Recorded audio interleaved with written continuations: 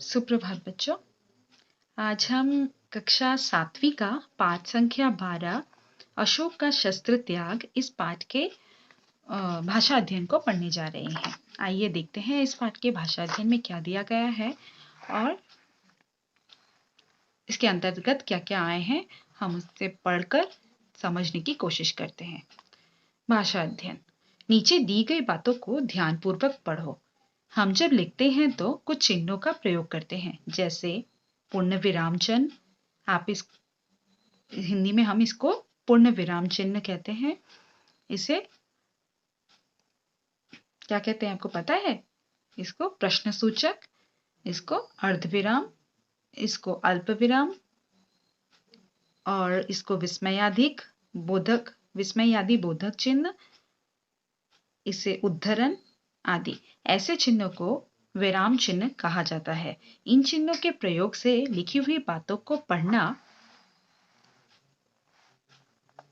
और उनका सही अर्थ समझना आसान हो जाता है। कुछ विराम चिन्हों के नाम निम्नलिखित हैं। ये रहे, जैसे मैंने पढ़ते वक्त आपको बताया था। ये देखिए, इसको हम पूर्ण विराम कहते हैं, इसे अर्धविराम, इसे अल्प विराम, इसे प्रश्न सूचक, इसे विस्मयादिबोधक, इसे निर्देशक, इसे संयोजक, उद्धरण, कोष्ठक। तो ये सारे आपने देखा होगा, हिंदी हो या इंग्लिश हो, जब हम कोई भी सेंटेंस या कोई भी वाक्य जब लिखते हैं तो कुछ चिन्हों का प्रयोग करते हैं। तब उन चिन्हों को हम क्या कहते हैं? उन चिन्हों को हम हिंदी में कहते हैं विराम चिन्ह। और जैसे कि जब हम कोई सेंटेंस को पूरा करते हैं तो हम इस चिन्ह का प्रयोग करते हैं, तो उसे हम पूर्ण विराम कहते हैं। अर्धविराम यानी कि बीच में जब हम इसे हम इंग्लिश में सेमीकोलन भी कहते हैं। तो हम कोई भी लाइन लिखते वक्त आपने देखा होगा कि हम किसी भी चीज को, अगर एक ही तरह की चीजें हैं तो उन्हें हम कॉमा कॉमा देकर लिखते हैं। इसे हम इंग्लिश में कॉमा कहते हैं, हिंदी में इसे अल्प विराम कहते हैं। प्रश्न सूचक यानी कि जब हम किसी से प्रश्न करते हैं या कोई वाक्य जब हम लिखते हैं उसमें प्रश्न किया जा रहा हो, तब हम प्रश्न सूचक का साइन देते हैं। तो इस तरह निर्देशक, संयोजक, उद्धरण, विस्मयादि बोधक हम वाक्य में प्रयोग करते हैं। तो जब भी हम वाक्य को लिखते हैं और कुछ चिन्हों का प्रयोग करते हैं, उसे हम विराम चिन्ह कहते हैं। और यहाँ पे कुछ विराम चिन्हों के नाम भी दिए गए हैं। तो इन विराम चिन्हों को देखने के बाद नीचे कुछ वाक्य दिए गए हैं, उसमें आप लोगों को विराम चिन्ह का प्रयोग करके लिखना है। तो आइए देखते हैं। आओ अब नीचे लिखे वाक्यों में विराम चिन्हों का प्रयोग करके लिखें। तो आप पेंसिल ले लीजिए। शाबाश, सुबोध ने सुंदर अभिनय किया। तो यहाँ शाबाश जो बोला गया है, उसके बाद हम लगा सकते हैं यहाँ क्या? विस्मयादिक बोधक चिन्ह। और सुबोध ने सुंदर अभिनय किया, यानी कि सेंटेंस खत्म हो गया है, वाक्य खत्म हो गया है, तो हम इसे पूर्ण विराम के साथ खत्म करेंगे। गुरुजी ने कहा, यानी कि यहाँ गुरुजी ने कुछ कहा है, तो ये उनके ही लाइन है, ये उनकी ही कही हुई बात है, तो इसीलिए हम इसे उद्धरण के साथ खत्म करेंगे। पिताजी बाजार से सेब, केले, तो इन सब के बीच में क्या आएगा? कॉमा। सेब, केले, आम और अनानास लाए, मिठाई नहीं लाए। तो यहाँ पे सेंटेंस खत्म होता है, आप पूर्ण विराम के साथ इसको खत्म कीजिए। करीम के दोस्त कब आए? तो देखिए, इस सेंटेंस में प्रश्न पूछा जा रहा है, तो यहाँ पे प्रश्न सूचक। अरे वह अभी तक नहीं पहुंचा, तो यहाँ पे हम क्या? विस्मयादि बोधक चिन्ह का प्रयोग करेंगे। इन वाक्य को भूतकाल में बदलकर फिर से लिखो। तो आप भूतकाल में जब लिखते हो तब हम था का प्रयोग करते हैं, मतलब हो चुका है। उस सेंटेंस से हमें पता चलेगा कि वो कार्य हो चुका है। तो यहाँ पे जो सेंटेंस दिया गया है, ये वर्तमान काल में दिया गया है। 4 साल से युद्ध हो रहा है, तो हम इसे भूतकाल में लिख लेते हैं। 4 साल से, या आप खुद ही कर सकते थे, युद्ध हो रहा था। संवाददाता आना चाहता है, तो यहाँ पे क्या होगा? संवाददाता आना चाहता था। बहुत आसान है ना?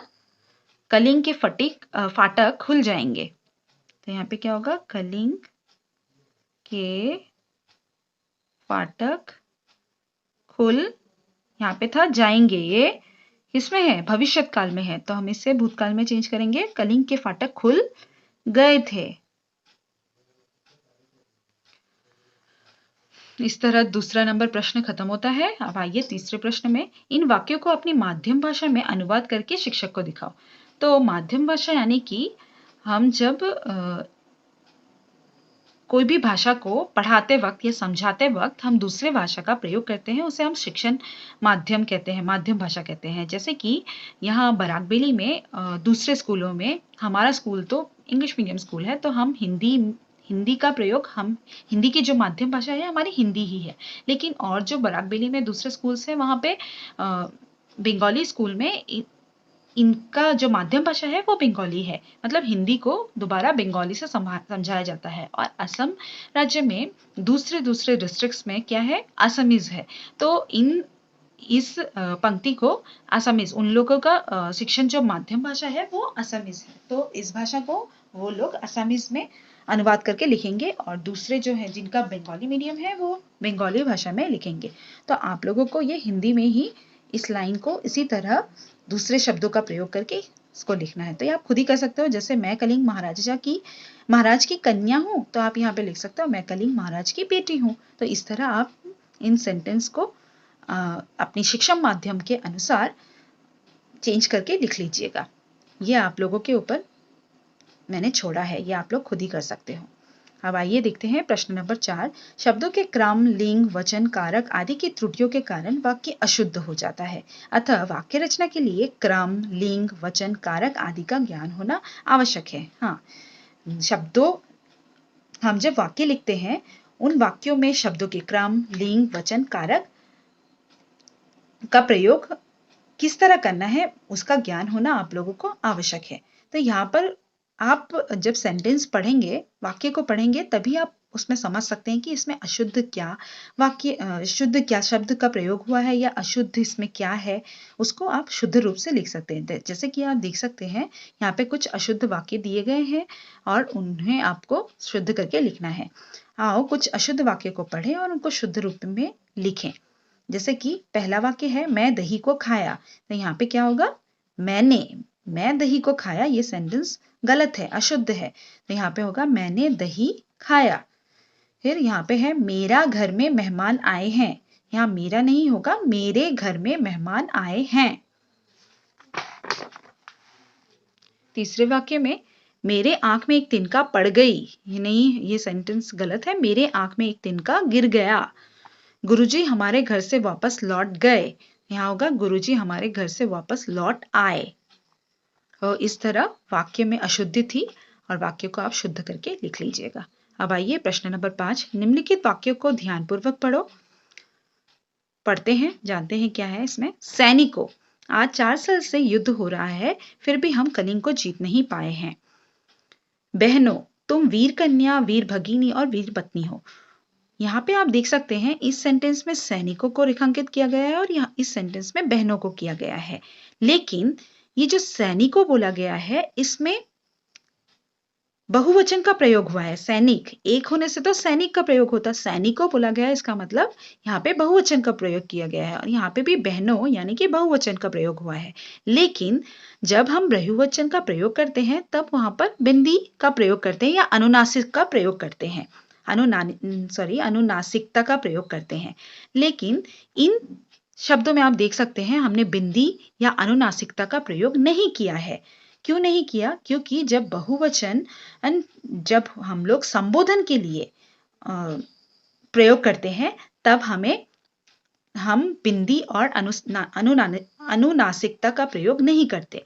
यानी कि यहाँ पे देखो, जब सैनिकों या संबोधन यानी कि यहाँ पे सारे सैनिकों को एक साथ संबोधित किया जा रहा है एक वर्ड से, वो है सैनिकों। यहाँ पे भी बहनों तुम वीर कन्या, यहाँ पे सारी बहनों को एक ही साथ एक ही शब्द से संबोधित किया जा रहा है। तो जब बहुवचन शब्द संबोधन के रूप में प्रयोग होता है तब हम उसमें बिंदी और या अनुनासिकता का प्रयोग नहीं करते। जैसे आप देख सकते हैं यहाँ पे और भी एग्जाम्पल दिया गया है। अरे बच्चों, यहाँ पे भी बच्चों जो है वो बहुवचन है, लेकिन ये संबोधन के लिए प्रयोग किया गया है, संबोधित किया जा रहा है, सारे बच्चों को एक साथ संबोधित किया जा रहा है, इसीलिए यहाँ पर बिंदी या अनुनासिकता का प्रयोग नहीं होता। तो जहाँ पर किसी को संबोधित करने के लिए हम कोई शब्द का प्रयोग करते हैं, वहां पर संबोधन कारक हो जाता है। जैसे अरे बच्चों, मेरे भाइयों, अरे मित्रों, ये सारे वर्ड जो हैं, ये सारे संबोधन कारक में सारे शब्द संबोधन कारक के हैं, इसीलिए इसमें अनुनासिकता या बिंदी का प्रयोग नहीं होता। तो ये था इस पाठ का भाषा अध्ययन। उम्मीद है आपको समझ में आया है। तो आज के लिए बस इतना ही। अगर आपको मेरा वीडियो पसंद आता है तो वीडियो को लाइक कीजिए और वीडियो को शेयर कीजिए।